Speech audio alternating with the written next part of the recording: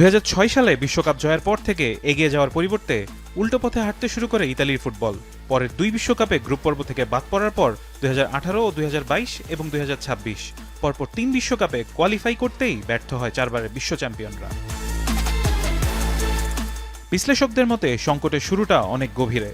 দেশের শীর্ষ লিগে স্থানীয় তরুণদের সুযোগ কমে যাওয়া, বয়সভিত্তিক ফুটবল উন্নয়নে ধারাবাহিক পরিকল্পনার অভাব এবং বিদেশি খেলোয়াড়দের উপর অতিরিক্ত নির্ভরশীলতা ইতালির প্রতিভা তৈরির পথকে করেছে সংকুচিত।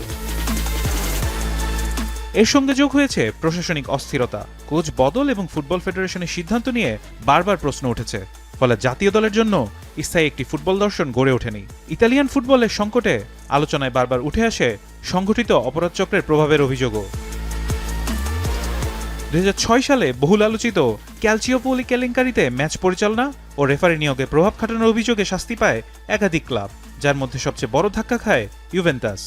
আমি ভরসা রাখি হিরন স্মার্ট ওয়াটার পিউরিফায়ারে। এরপর 2011 সালে ক্রোমোনা বেটিং স্ক্যান্ডালে অবৈধ জুয়া ও ম্যাচ পাতানোর অভিযোগে গ্রেপ্তার হন বেশ কিছু ফুটবলার ও কর্মকর্তা।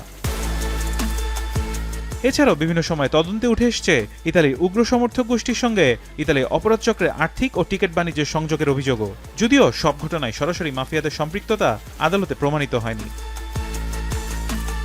মালদিনির বিদায়, কোচ সংকট আর টানা বিশ্বকাপ ব্যর্থতায় যখন ইতালির ফুটবল গভীর সংকটে, তখন নতুন আশার বার্তা হয়ে ফিরছেন রবার্তো মানচিনি। ইউরো 2020 জয়ের নায়ককে আবারও জাতীয় দলের দায়িত্ব দিয়েছে ইতালিয়ান ফুটবল ফেডারেশন, আর টেকনিক্যাল ডিরেক্টর হিসেবে যোগ দিয়েছেন অভিজ্ঞ ক্লদিও রানিয়েরি। নতুন এই জুটি দীর্ঘমেয়াদী পরিকল্পনার মাধ্যমে ইতালির হারানো গৌরব ফিরিয়ে আনতে পারবেন কিনা, এখন সেটিই দেখার অপেক্ষা। ফারহান ইহসান, এখন।